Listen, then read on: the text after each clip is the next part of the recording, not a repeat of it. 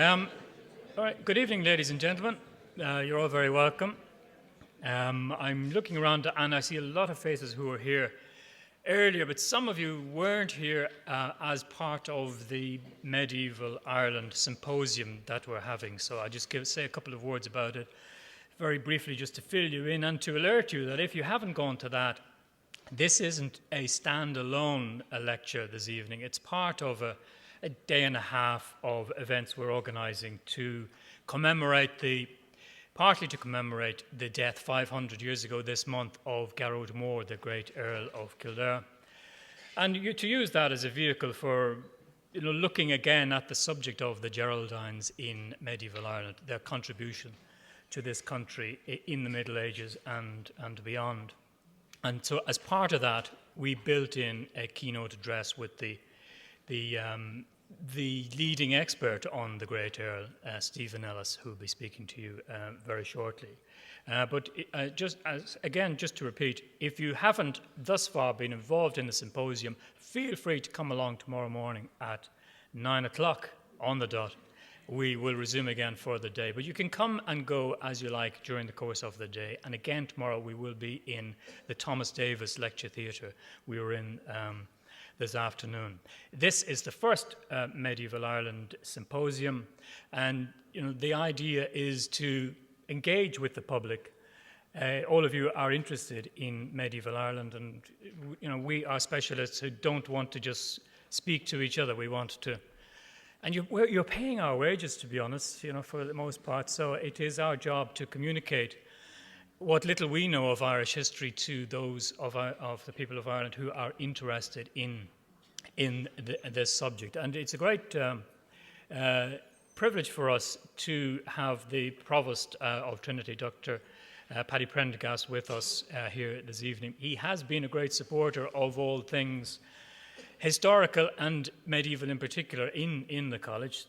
So despite his background as an engineer, he is, as I often am led to believe, a bit of a closet historian. And indeed, I think, being a Prendergast, very conscious of his own family background and his own direct and indirect relationship to the subject of our conference. So I was delighted when he said he would come along tonight to say a few words to you. So I'll hand you over to the Provost.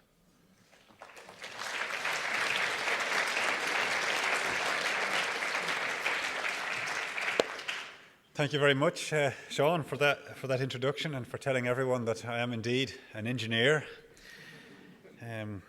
So welcome to the Edmund Burke Theatre for this most exciting talk on the Great Earl of Kildare. This is the keynote address of the inaugural Medieval Ireland Symposium, which got underway, as Seán has said, and continues tomorrow. I'm sure many of you were present for earlier papers, but others not attending the symposium will have come to hear Professor Ellis, whose fame precedes him.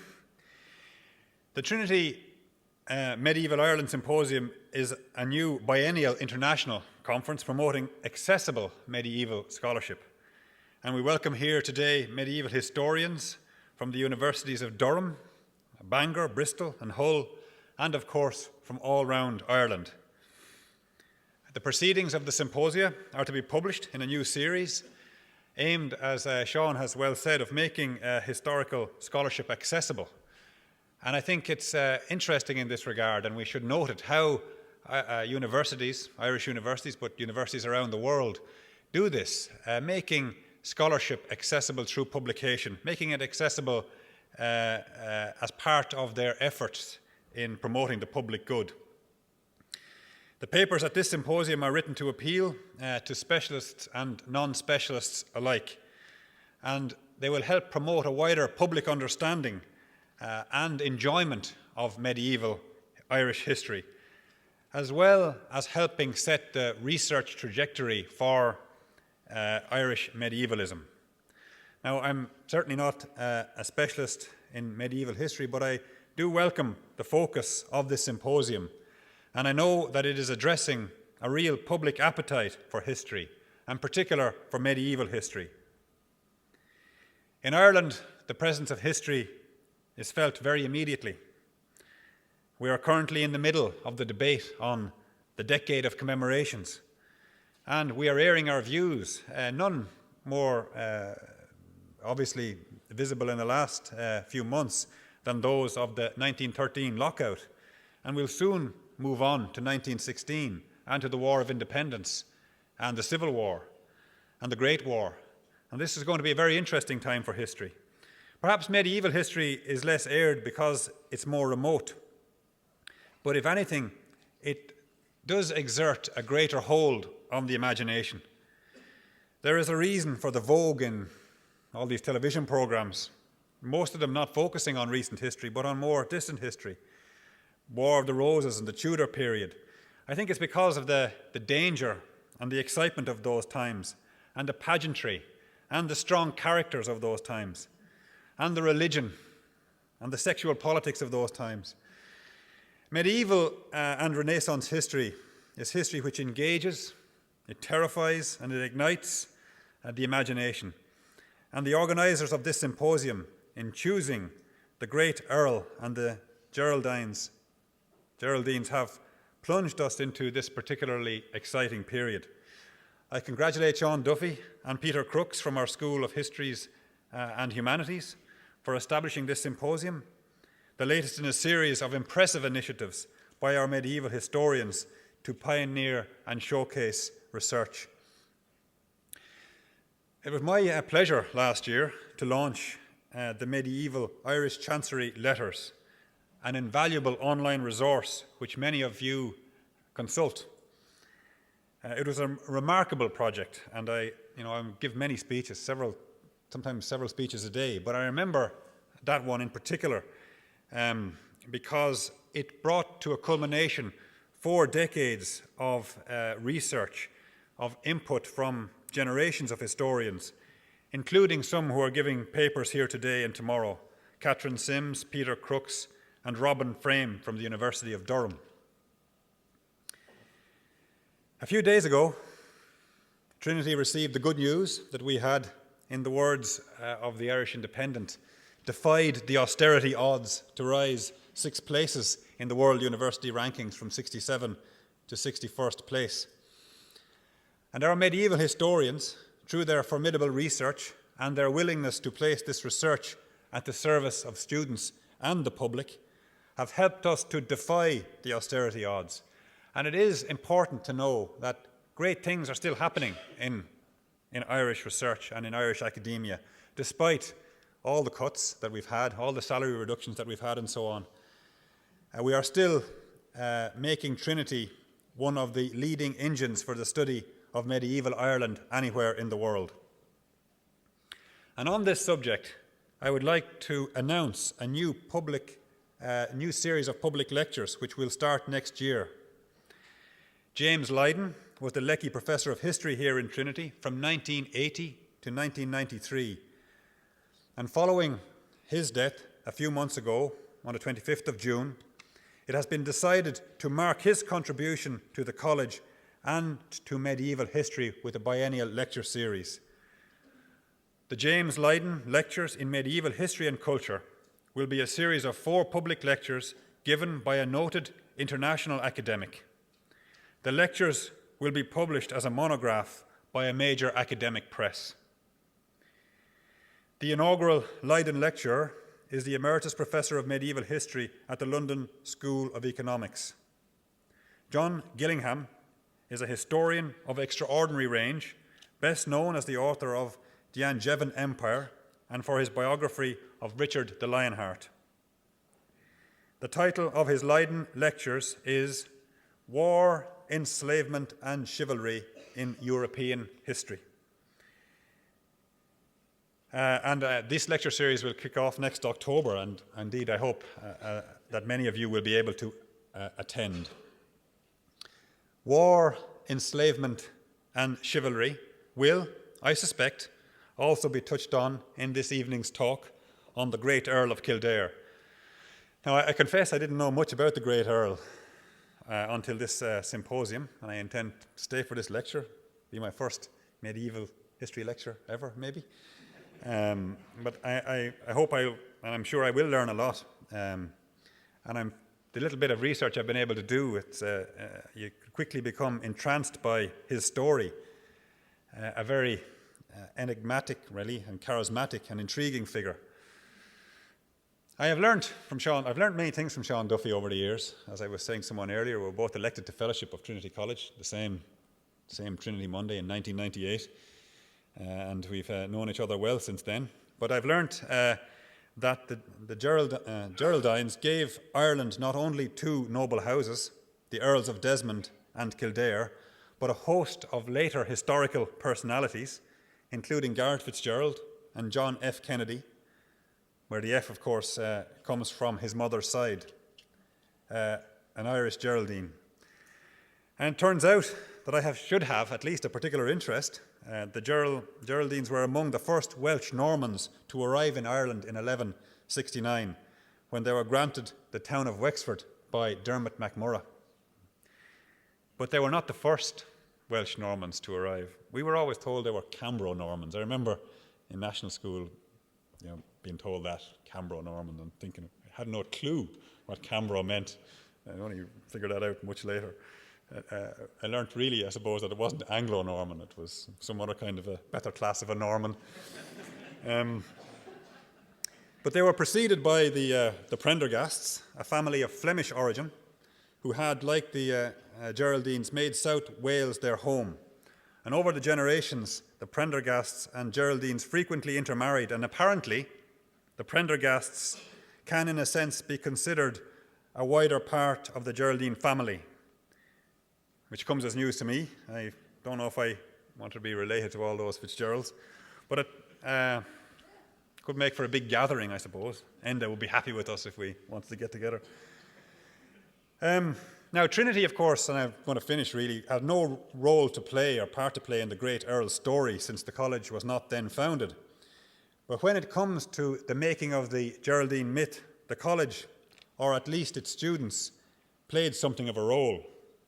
Today's symposium took place in the Thomas Davis Lecture Theatre, named for the poet and Trinity student, who was a major myth maker and wrote the lines, ye Geraldines, how royally ye reigned, o'er Desmond broad and Kildare rich, and English arts disdained.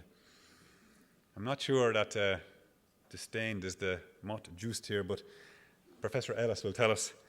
And of course, another one, James Clarence Mangan. Not many people know. He wasn't a student here, but he was employed here in the Trinity Library in the 1840s. And I think what can only be described as an act of charity, since he was an alcoholic and destitute, probably didn't do a whole lot of work in the library, but it was the right thing for us to do to employ him. And he wrote the loosely translated A Lamentation for the Death of Sir Maurice Fitzgerald, who died in Flanders in 1642. And it describes the unearthly wail which, on the death of Sir Maurice, rose up through Munster from Fermoy to Inchiquin to Dun-Anor. And it goes, not for base-born, higgling Saxon trucksters, ring laments like those by shore and sea, not for churls with souls like hucksters, waileth our banshee. So, probably not a great translation, but... So, between the Prendergast dimension and the Trinity myth-making, I am fast developing an interest in the Earl and the Geraldines. And it's my pleasure now to call on our keynote speaker, Professor Steven Ellis, to bring us through the life and career of the all-but King of Ireland. Professor Ellis has enjoyed a glittering academic career and is now head of the School of Humanities at NUI Galway. He is a foremost historian of Tudor Ireland and a noted controversialist. This I have from Seán Duffy's briefing notes, because I don't know exactly in what way you're a controversialist, but I'm looking forward to finding out.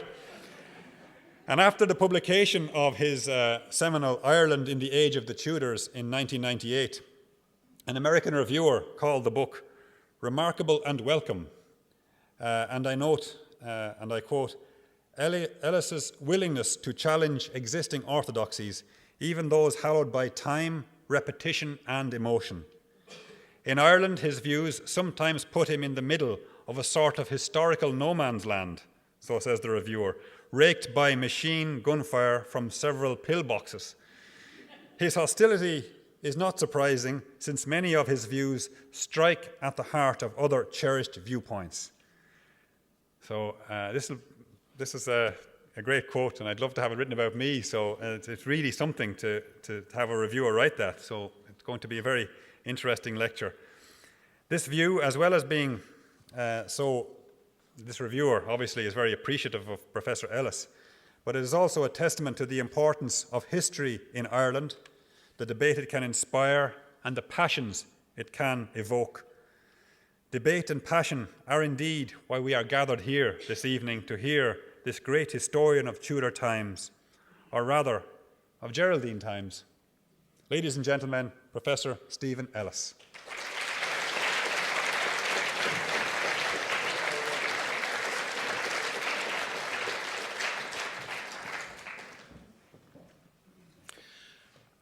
I would like to thank the Provost for those kind and, well, ambiguous words as well, I would say. I also want to express my gratitude to the symposium organisers, Peter Crooks and Seán Duffy, for their invitation to give this talk this evening. And I didn't know that the Provost was going to say or make this announcement when I was thinking along these lines, but I also want to say that one of the reasons you find me here speaking on the topic of the Great Earl and the medieval frontier is because of the influence and encouragement I received from Professor Jim Lydon, who pioneered studies of the medieval frontier in Ireland and who died over the summer. We're from very different backgrounds, and I wasn't his student, but I was inspired by his research and encouragement when I first came to Ireland in the early 1970s. While watering his horse in the Grease River near Kilcar, the Earl of Kildare was shot and wounded by one of the O'Moores as he prepared to renew his assault on Leap Castle in a Carroll's country. He retired to Kildare, where, after lingering a few days, he died in September 1513, 500 years ago this month. The mayor and citizens of Dublin, bringing up reinforcements to join him at Athy, turned back on hearing the news. The Earl's body was brought to Dublin and buried in Christ Church Cathedral, in the chapel he had built 2 years earlier on the north side of the altar. The eulogies of the Earl's career which followed were fulsome. The Annals of Ulster recorded that as the King's deputy, he was an tín wach gal a bar agus bawoniart agus clú agus iarachas agus is mó a rin do galtas géileh agus chunim susan chun sin asperla a rin do galtas géileh agus is lia a chúdaí do chaislaneh do gáileh agus a bhris do chaislaneh géal agus a bar racht agus rial as is mó a thug da arnis hen daribh éireann. Writing from a very different perspective in the heart of the English Pale, the Earl's servant and exchequer clerk, Philip Flatisbury of Johnstown near Naas, offered a very similar verdict. As the King's governor for 33 years, actually just over 30 years, Kildare had exceeded all previous governors in overthrowing the Irish enemies, razing to the ground their castles and towers, and reducing them to the King's peace. He had also rebuilt many towns long since destroyed by the Irish, replenishing them with tenants and dwellings, and he had constructed and built diverse castles, bridges, and other fortresses on the frontiers of the Irish to the great profit and defence of the English. Within a generation, the Earl's exploits were the stuff of legends, crowning Lambert Simnel as King of England, hanging Captain Garth's son, resisting Sir Edward Poynings and other deputies, until Henry VII had eventually appointed him deputy and given him his cousin in marriage. In 1528, Sir Gerald Shaneson told the Earl's second son bluntly that the Earl's success had been based on resistance to the Tudors, not loyalty, and he would be more esteemed in Ireland to take part against the king. For what hadst thou have been if thy father had not done so? What was he set by until he crowned a king here, took Garth the king's captain prisoner, hanged his son, resisted Poynings and all deputies, killed them of Dublin upon Oxman Town Green, would suffer no man to rule here for the king but himself. Then the king regarded him, made him deputy, and married thy mother to him. Or else thou shouldest never have had foot of land, where now thou mayest dispend 400 marks by year or above. In modern times, Kildare's career as medieval governor was also deemed sufficiently important and well documented as to merit a scholarly biography in the form of Donogh Bryan's 1933 account. This was well into the modern era of professional history, and Bryan's biography reflected in some measure the influence and research of his mentor, Edmund Curtis, Erasmus Smith's Professor of History here in Trinity, who also devoted the last chapter of his influential History of Medieval Ireland to the Earl's career. That these accounts were influenced by contemporary concerns is no surprise. In the immediate aftermath of partition and civil war, the need was to create for the Irish Free State what we should now call a usable past. Curtis portrayed Kildare as the first representative man of the mixed race, the typical Anglo-Irishman, who, had he wanted, could have swept England's petty forces out of Ireland and made himself a king. He was allegedly the first uncrowned king of Ireland, a champion of aristocratic home rule in the inexorably dwindling Pale. Bryan added that the Great Earl never treated the Gael as an inferior race and did not rule Ireland in the interests of England, but in the interests of himself, and therefore, as it happened, in the interests of Ireland, for his hegemony was Irish. In essence, the approach sought to portray Kildare's rule of native and settler and clashes with the Crown as in some sense a precursor of the Irish Free State.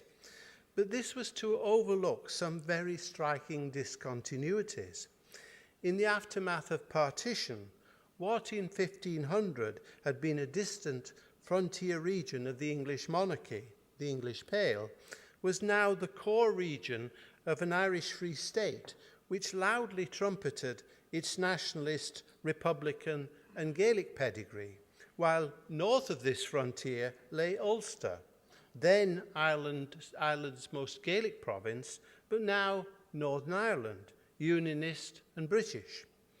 Bryan and Curtis had focused on aspects of the Earl's career which were important for the future, his appeal to both Gael and Gaul and the origins of an Irish identity, but had rather lost sight of the wider contemporary context of the Earl's rule. That rule essentially covers three areas: his long career as Governor of Ireland, including defence, estate management and relations with the English, his dealing with the Irish and the Gaelic world, and his relations with the English Crown and community of the realm.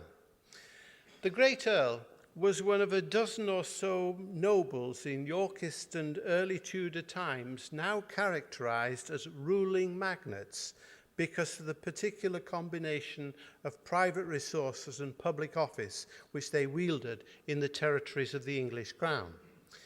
The key to the Earl's success was his exceptional ability to exploit the opportunities afforded him by public office and private resources. His principal recommendation to the Crown, given Ireland's low priority within the English orbit, was a substantial landed base in the Lordship's core region, plus income and residence here, so as to be able to organise its rule and defence economically through the deployment of his affinity and manred, that is, the men he could call on for military service. It was indeed the Earl's good fortune that for much of the time he was the only magnate who could meet these criteria during a period of dynastic conflict known as the Wars of the Roses, which left the Crown relatively weak in its dealings with the nobility. Dynastically, the Earl's family loyalties were to the House of York. Kildare's father, Thomas Fitzgerald, 7th Earl, had served throughout the later 1450s as deputy to Richard, Duke of York, the King's lieutenant, then entering the service of his son, King Edward IV. The first notice of the Great Earl, Garage Moor in the Irish Annals, is 1472, when the Lord Gerald, Earl Thomas's heir, aged 16, was given command of 24 spearmen for the defence of the 4 shires. And on his father's death in March 1478, the young Earl Gerald was elected justiciar, or temporary governor, by the Irish Council to supply the vacancy. Edward's appointment as governor a few months later of Lord Grey of Ruthin, a courtier and rank outsider, provoked Earl Gerald into the first of a series of clashes with the Crown over the next 17 years, from which he got his reputation for resisting royal authority. The Earl was not above challenging the King. In 1478, because Lord Grey's appointment threatened his position as the 4 shires' leading magnate. But sometimes he was the victim of circumstances. On this occasion, Kildare's supporters in the administration withheld recognition of the new governor, whose commission was deemed invalid on a technicality.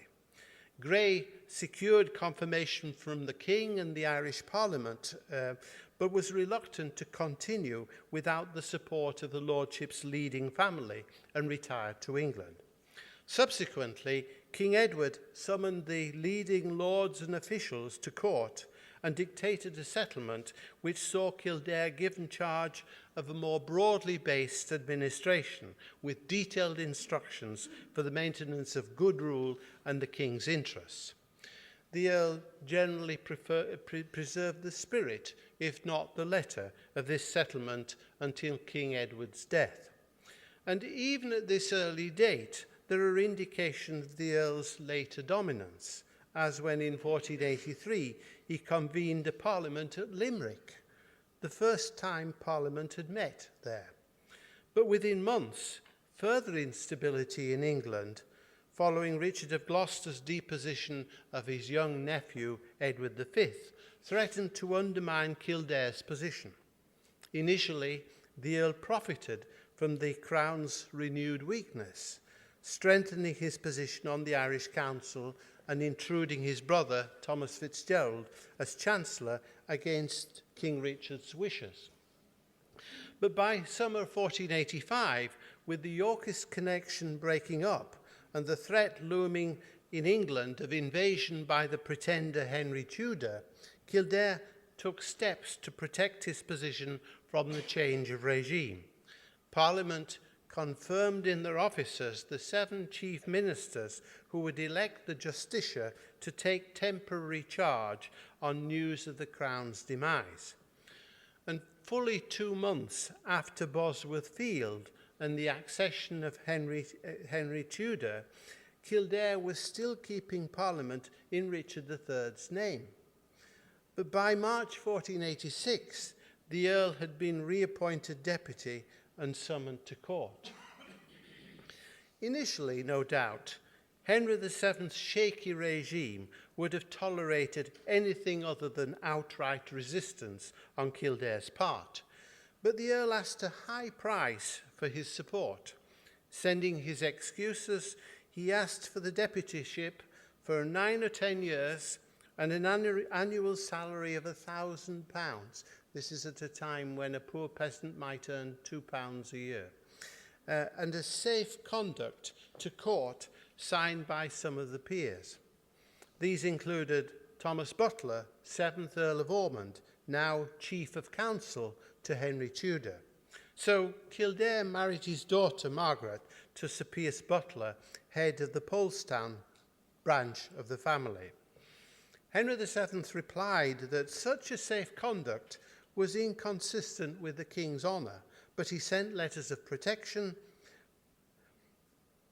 promised to accede to his requests, and added that despite the Earl's previous associations, he would, as benignly, tenderly, and largely, take him into the favour of his grace, as ever did King Edward IV. Such promises depended on the regime's survival, of course. Thomas Lord Dacre, for instance, having raised all the North Country for King Richard at Bosworth, was immediately appointed by Henry Tudor as Warden of the West Marches, serving as ruling magnate there for the next 40 years. But Earl Gerald was much slower to support the Tudor regime. In 1486, Lord Lovell organised a rising from Middleham, King Richard's favourite northern residence. But with the king then nearby at York, this was easily crushed. What followed in Ireland, Lambert Simnel's impersonation of Edward IV's nephew, Edward, Earl of Warwick, proved far more serious. In earlier phases of the Wars of the Roses, a common strategy used by both sides had been to seize borderlands and military outposts as a recruiting ground and bridgehead for invasion. In Ireland, the Yorkists had succeeded in this in 1460, but the Lancastrians had fared less well in 1462. Since then, English peers had grown more reluctant to identify too closely with the regime and risk attainder, but Kildare's Yorkist pedigree made Ireland an obvious target, and as the king's deputy, the Earl could not stand idly by. Initially, Kildare's brother, Thomas Fitzgerald, handled the plot. It had come to Henry's ears by early 1487, when his council discussed it and had the real Earl of Warwick paraded through London. In early May, 2,000 German mercenaries led by Martin Schwarz landed in Dublin, along with Lord Lovell and the Earl of Lincoln, that's King Richard's last lieutenant of Ireland. On 24th of May, Simnel was crowned Edward VI, King of England, in Christchurch Cathedral, and the courts were kept in his name. Kildare, now promoted lieutenant, convened a parliament which confirmed King Edward's title and attainted Thomas and William Butler of treason in adhering to Henry Tudor. Nobles and ministers were afterwards very anxious to disclaim responsibility, but active resistance to the coup d'etat was slight. Waterford held out for some time, but messengers sent to remonstrate with Kildare were hanged on Hoggus Green on the Earl's orders. Meanwhile, Kildare recruited troops for the invasion of England. 4,000 Irish kerne under his brother's command, but few English bills or bows. The expedition landed near Furness in Lancashire on the 4th of June. Does this work? Where are we? Here, yes. Well, you can see where we're going there, yes. Crossed the Pennines, moved rapidly south to Stoke by Newark, where on 16th of June was Martin Schwarz field given. The Book of Hoth observed laconically that the Irishmen did as well as any naked men would do. But without armour, they were no match for Henry's army, and their slaughter unnerved the others. Thomas Fitzgerald was also killed in the 3-hour battle. Kildare held out in Ireland for a few months longer, but was eventually pardoned, along with 32 leading lords and officials. Sir Richard Edgecombe negotiated the settlement in summer 1488, but the Deputy and Council refused to give more than oaths of allegiance. Rather than be bound for their future conduct, they threatened to become Irish, every of them. Kildare also evaded a summons to court in 1490, alleging that he could not be spared for the land's defence. Then in 1492, he was implicated, probably wrongly, in the activities of another Yorkist pretender, Perkin Warbeck, who landed in Cork, attracting support from the Earl of Desmond, Kildare's cousin. This time, Henry reacted more strongly. He dispatched Ormond's illegitimate brother, Sir James, with 200 men to hold the Butler lordship between the two Geraldine earls. And then, after Warbeck's departure for France, he dismissed Kildare and his closest supporters from office. It was 4 years before Kildare recovered the deputyship. Initially, Henry attempted to build up the Butlers as a counterweight, but this stoked the old Geraldine-Butler feud. The harvest following, so the Dublin Chronicle recorded, James of Ormond came down to this country with a great host of Irishmen and camped in Thomas Court Wood, and then began great mischief between the Earl of Kildare and the Butlers. Summer 1493 saw further feuding in Dublin, where was the slaughter given on Oxman Town Green, with 2 citizens and a former mayor killed by Kildare's supporters. Kildare also withdrew his support from the English of Meath, who found that as soon as the Earl abandoned them, they were universally plundered and burned from every quarter by the Irish. The last thing Henry Tudor wanted, amidst these Yorkist plots, was to encourage a return to the old feuds and factions of the 1450s, which had eventually undone King Henry VI. In the autumn, Kildare and the leading nobles and officials were bound over for their good conduct, the Earl in 1,000 marks, and summoned to court. Henry entertained Kildare's party at a banquet on Twelfth Night after Christmas and dubbed 2 of his Irishmen knights. Eventually, Sir Edward Poynings, staunch loyalist, experienced captain, and previously governor of Calais, arrived as deputy with 653 men to hold Ireland against Warbeck. Kildare actively supported the deputy, encouraging Ulster chiefs to submit. But in February 1495, after his secret communications with the chiefs were revealed, he was arrested on charges of plotting against the deputy, attainted of treason, and shipped to England. The Geraldines rose in rebellion. Kildare's brother, James, seized Carlow Castle, and Desmond rallied support for Warbeck in Munster. But Poynings laid siege to Carlow, then broke Warbeck's siege of Waterford, and then, with Ireland quiet at last, retired home to England.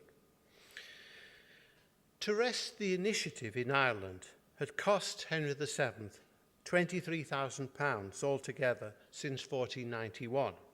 His priority had been to prevent another Yorkist takeover, particularly of the lordship's capital, Dublin. Poynings certainly had the money and men for this, but the cost to the king, £7,000 a year, was prohibitive, except perhaps in an emergency. Leading Pale landowners had also been tried as governors: Archbishop Walter Fitzsimons, Viscount Gormanston, and now Lord Delvin, but they clearly lacked the manred to maintain control. Yet by 1496, Henry had the measure of the Great Earl, and Kildare was likewise confident that the Tudor regime was secure. Henry did not believe Kildare was plotting against him. Even before Poynings' recall, Kildare's attainder in the Irish Parliament had been reversed in the English Parliament. Hence the King's pragmatic, if perhaps apocryphal, response during investigations of Kildare's conduct before the King's Council. "All Ireland cannot rule yonder gentleman," so the Bishop of Meath exclaimed. "Then he is meet to rule all Ireland," was the King's reply. Kildare was married to the King's cousin. A formal investigation of his contacts with Ulster chiefs cleared him of treason, and before the King's Council in August 1496, he swore to uphold Poyning's law, to surrender rebels and traitors on request, and to forget old quarrels against the Butlers. He was then reappointed governor for 10 years. Henry kept his son and heir at court as a pledge for his conduct. In consequence, the 9th Earl,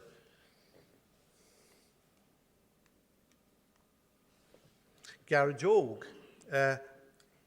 brought up with the future Henry VIII at court, became a cultured courtier, as is suggested by Holbein's portrait painted at the Tudor court in 1530, and also the evidence of his rental book.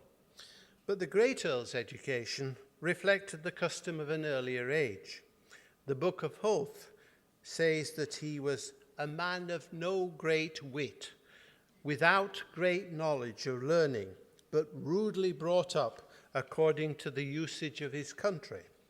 Yet he was no shepherd lord like Henry Lord Clifford, brought up as a shepherd to hide his true identity.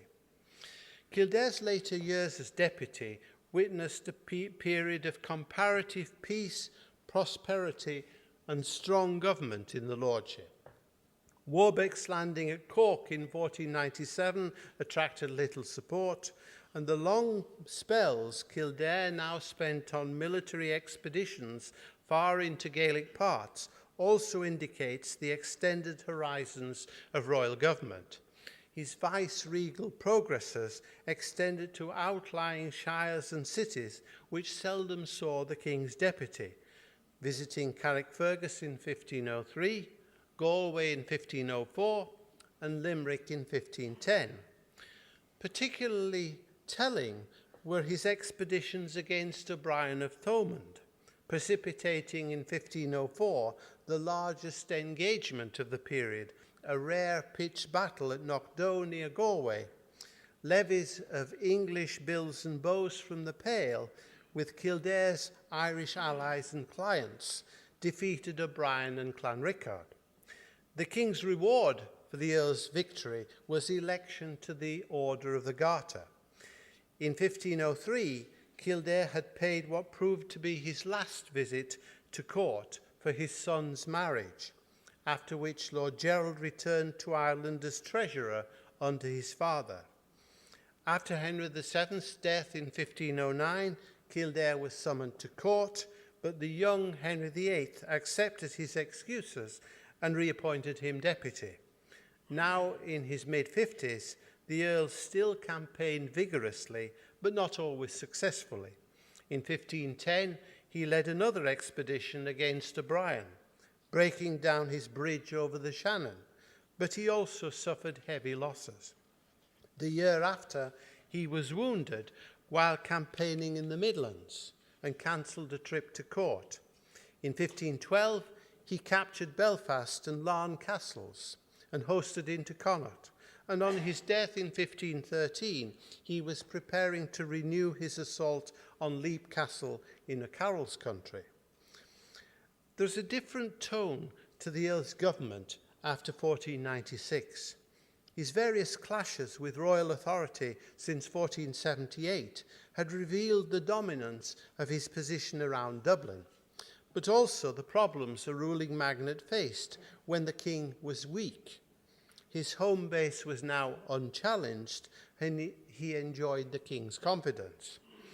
The absentee Earl of Ormond's cooperation was also a bonus. Turning to the Great Earl's rule, his principal achievement, but largely forgotten legacy as governor and military commander, was the English Pale. This was not aspirational. It reflected the reality of an international frontier with defended marches and a fortified border line surrounding the region hitherto called the Four Obedient Shires. The term English Pale was coined in 1494 by Sir Edward Poynings and his retinue following their redeployment from the English Pale at Calais, first described as a pale in 1493, and it reflected a value judgment on the region's English character. But the spadework, if you will pardon the pun, was the Earl's, exploiting his authority as governor and building on previous initiatives by his father. The Pale's local militia, the Brotherhood of Arms of St. George, was his father's creation in 1474. Earl Gerald became its chief captain in 1479. In 1488, the Earl convened the Parliament which passed the very important Act of Marches and Mahery. This proscribed coin and livery throughout the Pale Mahery as delineated by the Act, while permitting its imposition by landowners in the marches, but only on their own tenants. The Act's military arrangements were further consolidated by legislation promoted by Kildare's 1499 Parliament for the increasing of English manners and conditions. This required those with land within the precinct of the English Pale to ride in a saddle in the English manner and not to use Irish weapons. The term English Pale thus rapidly replaced the Four Obedient Shires as the region's preferred description. The resultant military arrangements are described about 20 years later. Upon proclamation of a hosting against the Irish, each landowner in the Pale Mahery was to send a longbowman for every £20 worth of annual income. No Englishman dwelling within Mahery ground was to bring a spear unless he also brought a longbow. By contrast, every gentleman dwelling in any marches was to send a horseman for every 10 marks of annual income, and all the marcher gentry were to quarter kern on their marchlands. The distinction in terms of militia service between marchers and Mahery was thus very clear. Yet the Great Earl's building of this extended frontier around the English Pale was not a usable past for the Irish Free State after partition. No monuments or museums were built to commemorate the Earl's reduction of the region to civility. The distinctive terminology employed here to describe conditions in Ireland is also very telling. Tied to theories of racial superiority and English concepts of citizenship, the rhetoric of difference used by English officials divided Ireland schematically into the land of peace, exemplified by the English Pale, where the king's loyal English lieges lived in civilized towns and nucleated villages, and the land of war, which lay beyond the Pale, so the origin of the term, where lurked the wild Irish, the king's enemies, living in idleness and brutality in their woods and bogs. The Great Earl's ready use of this rhetoric affords us an insight into his sense of identity and mission as Governor of Ireland. In 1498, for instance, he advised the Earl of Ormond, then at court, that he had petitioned the king for 360 archers and gunners to be waged at the charge of me and my friends to resist the new O'Brien chief, a mortal enemy to all Englishmen and most maliciously disposed, who intended, with the assistance of all Irishmen, to make war upon the king's subjects here. Nothing was said about Kildare's estates in County Limerick, but allegedly O'Brien had recently aided Ormond's cousin, not for any goodwill, nay affection he bare unto him, but only to destroy Englishmen. It's hard to assess the Great Earl's particular role in managing the family's pale estates. The effort was collective and cumulative, but the rental book of the Earl's son, Garage Og, begun in 1518, probably reflected the political situation as it stood towards the end of the Great Earl's career. His strategy for the rule and defence was also clearly informed by an appreciation of official English checklists of civility.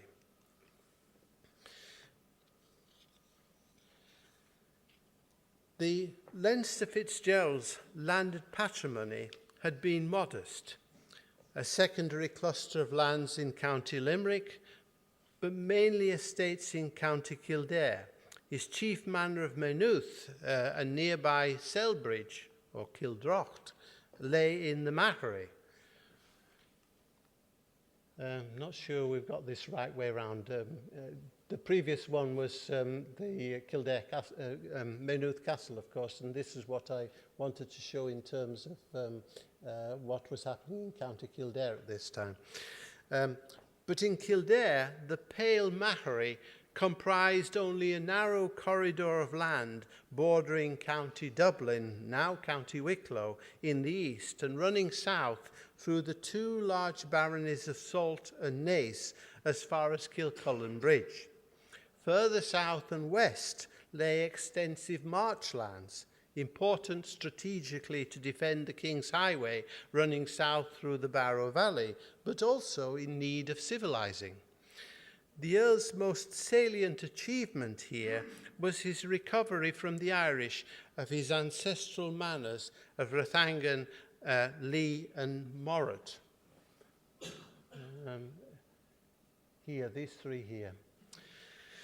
So enlarging the western baronies of Carbery and Offaly as the Midland Irish were pushed back beyond the Barrow and Boyne rivers. The Earl's major castle at Kildare was strengthened in 1484 and a tower built at Lacach. In 1515, the Royal Charter incorporating Kildare town as a borough set the seal on this flourishing oasis of English civility, with the district's growing political stability also underlined by the Earl's promotion of tillage, this being part of the checklist of English civility. This extension of tillage was reflected in the rising subsidy assessments based on land under tillage for Carbery and Offaly. Up from 16 ploughlands in 1481 to 22.5 by 1520 and nearly 27 by 1533. For instance, in Rathangan Manor, recovered from O'Connor Valley in 1459, the Earl had 500 acres of wheat and oats and a watermill in the township itself, plus 365 acres in 5 surrounding townships, all worked by 40 tenants and cottagers and protected by a stone castle. The mill was set to farm in 1518 for 240 pecks of wheat and oats yearly. Given the Earl's custom of allowing his miller the 7th peck of corn brought to the mill, this implied a considerable acreage of land under tillage there. In 1540, Rathangan reportedly still lay on the confines of the English country, but clearly this was a successful investment. Ultimately less successful were the Earl's efforts to consolidate his control of the Barrow Valley a little further south. Lee Manor, defended by an old stone castle, lay west of the Barrow between the O'Moores of Laois and the O'Connors of Offaly. But by 1540, only 40 acres of arable land were occupied. 375 acres of arable there had long been waste through the daily depredations and extortions of the aforesaid wild Irish. Further south again, the manor of Morrat, included 96 acres of wheat and oats, protected from Irish raids by an old ruinous castle, but a further 144 acres had recently been destroyed by O'Connor Valley. Thus, the recovery of Lee and Morrat had extended Offaly barony west of the Barrow, but essentially they remained military outposts defending the English parts further east. Yet it's significant that the Earl should even try to convert these marchlands to tillage. A century later, the Barrow marked the barony's western border with what had since become King's County. In some districts, the focus was more on fortifying key river crossings and highways. The town of Kilcullen, for instance, lay on the frontiers of the March, near adjoining to the King's Irish enemies. We're over the other side now. Where's Kilcullen? Here, around here. A tower was built there in 1456, followed by a castle at Kilcullen Bridge in 1468 to protect the river crossing. Then in 1478, Kildare's first parliament authorised a local levy to wall the towns of Kilcullen and Calverstown nearby, which constituted a great safeguard for all Englishmen. By then, Kilcullen barony was securely within the Pale, so that when the boundary between March and Mahery was fixed in the later 15th century, Kilcullen Bridge, where the River Liffey crossed the barony's northern tip, marked the Pale Mahery's southern boundary. Another crossing was over the Barrow at Athy, where the Earl's castle commanded the eastern end of the bridge. His tenants around Athy and other townships of his manor of Woodstock owed renders of grain and a range of labour services, plough days, cart days, weeding days, and so on. In 1515, Athy's Charter of Incorporation as a borough recognised the town's growing civility, and it was also the chief base from which the Earl coordinated the labour services owed by his tenants in the South Kildare-Carlow region, including the quarters of Kilcar, Carlow and Rathvilly. Large parts of Kilcar and Castledermot, down at the bottom, here we are around here, was given over to tillage, and the defence of these South Kildare manors was underpinned by the Earl's imposing castle at Castledermot, built in 1485, which also facilitated the recovery of wastelands in North Carlow. The Earl's control of these southern marches was also consolidated by a 1483 statute, vesting in the Earl all the wastelands between Calverstown and Loughlin Bridge, unless their owners reoccupied them within 6 years. Kilcar Castle was situated not far from the River Barrow, which divided Kilcar barony from Dunlost barony and the O'Moores beyond. In 1540, Kilcar Township had 41 tenants with 585 acres of wheat and oats, a watermill, and 30 cottagers working on the domain land. 14 surrounding townships had a further 800 acres of arable, but 18 townships and 1,600 acres of arable were largely waste. No one would take the holdings for fear of the Irish nearby. Further south again, Loughlin Castle was recovered in 1480, as also the manors of Rathvilly and Clonmore.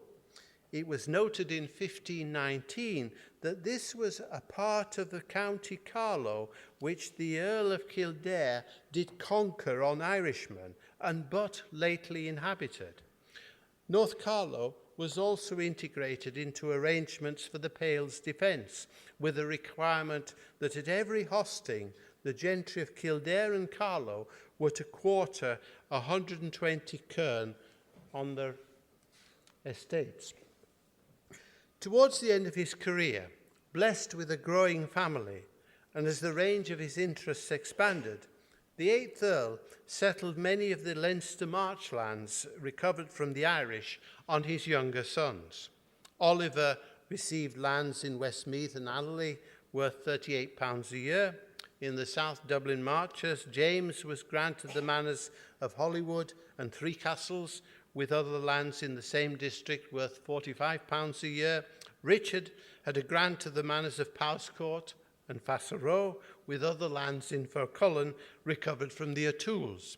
But if he died without a male heir, his brother Walter, who held lands nearby, could have these manors in exchange for his own lands. The initial impact of the Great Earl's activities here may be discerned around Powerscourt, where in the late 1490s he ejected the O'Tooles from some of their ancestral estates in Fercullen and introduced English tenants, building the new castle in Fercullen for their defence. This may well in turn explain the ostensibly surprising increase in tillage there. Rathdown barony lay mainly in the South Dublin Marches. Its southern uplands were in any case unsuitable for tillage because of the steep slopes and high altitude. But the barony's subsidy assessment nonetheless rose from 12 ploughlands in 1479 to 20 ploughlands by 1502. Finally, there was the leaseslip inheritance, which was specifically entailed to the 8th Earl's sons by his second wife, Elizabeth St. John, the king's cousin. This included the manors of Cooley, Carlingford in Omeath, Greencastle and Mourne in Louth and Ulster, worth £64 a year by the 1530s. Characteristically, the Great Earl also tried to promote tillage in Cooley barony, now Lower Dundalk. Encouraged by strong government and the unwonted peace, land was converted to tillage on some scale there after 1500. The barony was then assessed at 12 ploughlands, representing 10% of the land under tillage. And in the year 1502, nearly £8 in subsidy was collected from the barony. Yet this experiment also underlines the precarious nature of tillage in the Marches. The Cooley Peninsula lay in an isolated valley on the frontier of the Marches, cut off from the rest of the county by high mountains and wooded passes, as well by the arm of the sea flowing backwards and forwards, and so was very vulnerable to Irish raids. By 1520, the assessment had been reduced, the subsidy was in arrears, and in the aftermath of rebellion in 1534, Cooley lay totally waste. Nonetheless, the Great Earl's overall success in building up the English Pale as a fortified frontier region may be gauged from the extension of tillage here, as indicated by the rising subsidy assessments per barony based on ploughlands of cultivated land. This reflected the region's increasing political stability. Crops were easily burned and destroyed in Irish raids, but cattle could be moved out of harm's way. The evidence is partial, but telling. In 1479, the overall assessment for the lay baronies of the Four Shires was 673 ploughlands. By 1502, it had risen to 715 ploughlands. In addition, the 1502 extent also gives a breakdown of assessments for crossland and clergy, 157 ploughlands in all. This meant an overall assessment of 872 ploughlands, or over 260,000 statute acres, about 14% of the available land within the Pale, or 25% of the Pale Mahari under tillage, so highlighting the Pale's unique position in the intensive exploitation of tillage for a commercial market. On his death, the Great Earl was easily the richest lord in Ireland. His landed income was perhaps £1,800 a year, making him one of Henry VIII's 10 richest subjects. About 40% of his income still came from estates in Kildare. He'd also built up a large rental in Meath, notably in the Western Marches. He had significant holdings too in Carlow and East Ulster. These estates were accumulated in a variety of ways. Kildare's first wife, Alison, who died in 1495, daughter of Roland Fitzeustace, Lord Portlester, another major Kildare landowner, brought him the reversion of the strategic border manor of Portlester.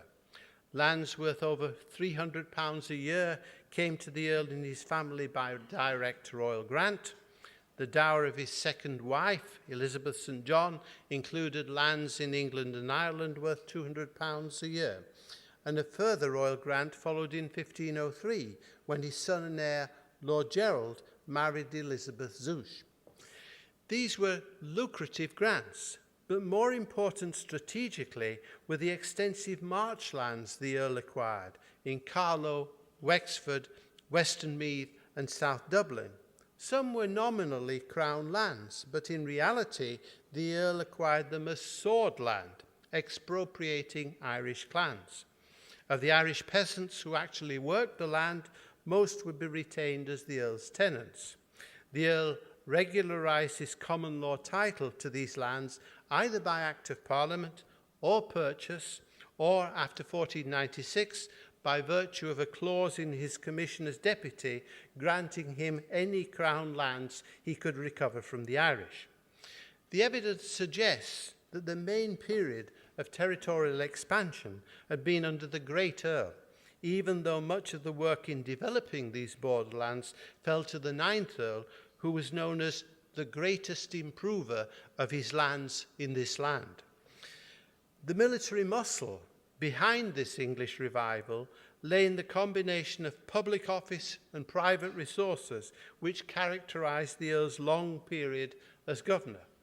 Kildare organised the Pale's southern defences around his major castles at Rathangan, Kildare, Athy and Portlester, where his tenants' labour services were coordinated. These, plus Maynooth, Castledermot and Powerscourt, were mostly built or strengthened during this period. As governor, the Earl also gradually built up a standing force of around 300 Irish kern, gallaglass and horsemen. These were quartered on his tenants in the marches, but later the burden was shifted onto neighbouring Irishmen. The Great Earl probably also began the practice of creating rent-free holdings to maintain his horsemen on his manors of Rathangan, Kildare and Kilcar, for instance. Some later rose in the Earl's service, being sworn English and appointed receiver of rents or subsidies. Marriage alliances with prominent Irish chiefs also helped to strengthen the Earl's affinity and stabilise Marcher defence. His sister Eleanor married Con O'Neill, chief of Tyrone. Most unusually, Con was denizened as an Englishman.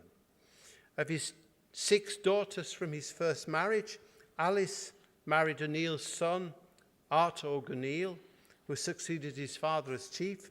Eleanor married Dol McCarthy Ray, chief of Carbery. Joan married Maelruana O'Carroll of Ely. The Earl's sons, by his second marriage, mostly married into the lordship's other leading families, although Oliver married Maeve, daughter of Cahir O'Connor of Offaly. This preference for Irish sons-in-law rather than daughters-in-law probably reflects the lower status of women in Irish society. Kildare's control of the marches was also consolidated by agreements with the Irish border chieftaincies. A separate section of the Earl's rental, entitled The Earl of Kildare's Duties on Irishmen, listed the annual tributes or black rents levied by the Earl ostensibly for the chief's defence. Altogether, 24 chiefs were listed, including every significant chief and a host of weaker ones in a wide arc around the Pale. In most cases, these tributes probably reflected agreements first made with the Great Earl and simply renewed by the Ninth Earl. Kildare's duties on Irishmen were won and maintained by the continuous campaigning which characterised his rule. And in some lordships, those of McGeoghegan and O'Farrell in the Midlands, for instance, the exaction of tribute was turning into the establishment of lordship as the Earl bought up lands held in pledge, or gall, or mortgage. From an Irish perspective, Kildare's dealings with the weak and divided border chieftaincies differed little from relations between a Gaelic overlord and his Urri, or his vassal chiefs. It was indeed in the Earl's interest to cultivate this impression, because the king, despite repeated petitions from his subjects in Ireland in 1474, 1494 and 1506, shied away from the money and men needed to reduce Ireland to civility, as the phrase was. Thus, the Great Earl spoke and wrote in Irish as occasion demanded, and his court included a Gaelic entourage with a judge, physician, poets and captains, household servants and receivers. To modern eyes, all this might seem somewhat strange.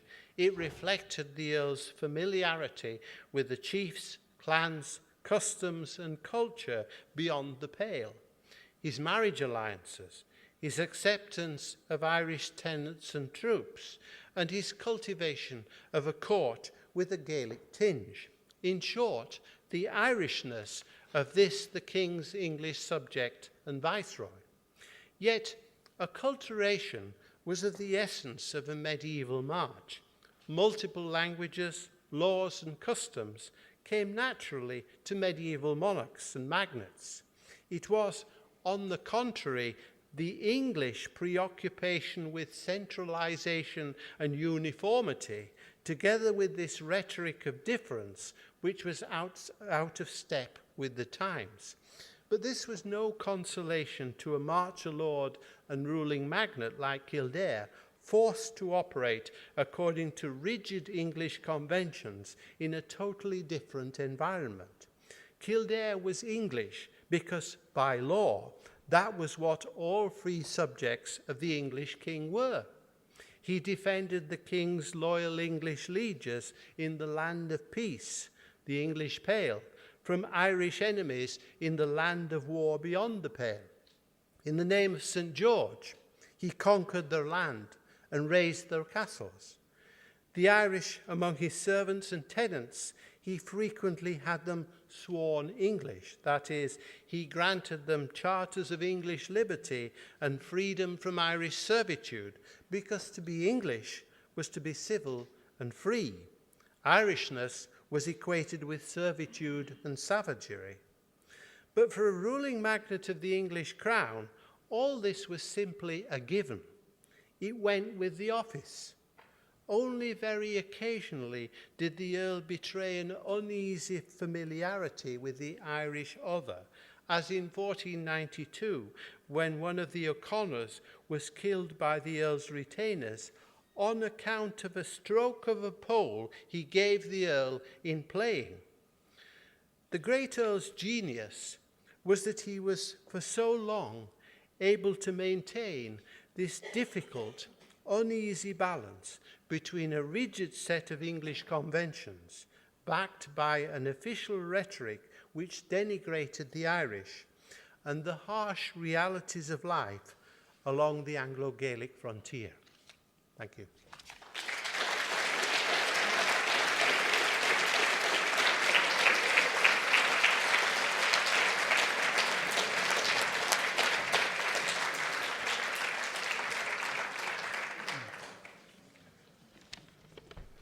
There are a few people fleeing because we're a little bit over time. That's not they're afraid that you're going to invade their country and turn them into civil English subjects. Stephen, that was a fantastic lecture. I think the size of the crowd, this is very unusual for a medieval event to have something in the Edmund Burke. We're used to small seminar rooms and so on. So the size of the crowd and the warmth of the reception, I think, says more than I can in a few quick words of how much we appreciate the lecture. For those of you who don't know me, I'm Peter Crooks. I'm a recent addition to the Department of History here, and together with Seán Duffy, I'm one of the organisers of this Geraldine Symposium. I want to thank all of you for attending this evening and for attending the symposium.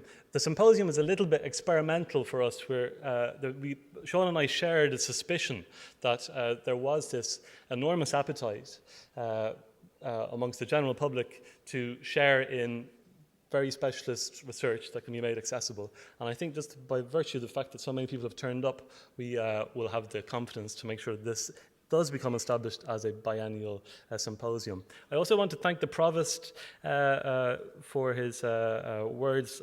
He's always been a great friend to the discipline of history in general and medieval history in particular. But to take time out, this is a mind-bogglingly busy moment, I imagine, in his schedule, because Freshers' Week begins next week. So we really do appreciate that and for launching us on this historical enterprise. The presence of the Provost here this evening, well, it might be his presence. It might be the fact that I'm recently returned from the UK, where the research culture is a little bit different, but it prompts in me the thought that universities today, and perhaps particularly the unfortunate people who become heads of universities, have to spend a lot of time justifying their existence. That's obviously very good, we have to justify. It's not so good when it descends into a form of quantification. In England, where I was for the last 2 years, we now have the econometrics of historical impact and so on. This isn't really the best way of assessing what is the public service that a historian can do. I think it seems to me that the real public service that somebody can do, a good historian can do, is the cultivation of a particular attitude of mind. In the Provost's opening remarks, you mentioned that Stephen is a noted controversialist. Well, I was glad you said that, because what I had wanted to say a little bit more rudely was that a good historian is a bloody nuisance. Challenging all the time, probing received interpretations, asking awkward questions, marshalling new evidence, whether it's welcome or not welcome, and opening up debate by provoking us to think about things a different way. I think Professor Lydon was mentioned earlier, and I think this is what Professor Lydon meant some years ago in the height of the revisionist debate. I'm sure all of you have heard about revisionism. Always, with a big R, it's thought of as a bad thing. But Professor Lydon remarked that all historians should be, by their very nature, revisionists, and that what he wanted as a historian was to give the first word on a subject and not the last word. And I think something of that spirit was in the room this evening. And what does that mean? I'm suddenly in the awkward position of wanting to thank Steven Ellis for being a public servant by virtue of the fact of him being a nuisance in terms of his historical interpretations, taking the received ideas and challenging them, provoking us and illuminating us with this extremely detailed picture that he has built up of the Great Earl over a lifetime's research in extremely difficult source material, very specialist source material, and also throwing up a whole load of ideas that connect with the contemporary world, ideas of what these agencies of civilization that empires pursue, ideas of race and so on, that get right to the heart of much of the contemporary world as well. So with that, I think I should just propose a formal vote of thanks, and I think if you wish, you endorse it by giving him another round of applause.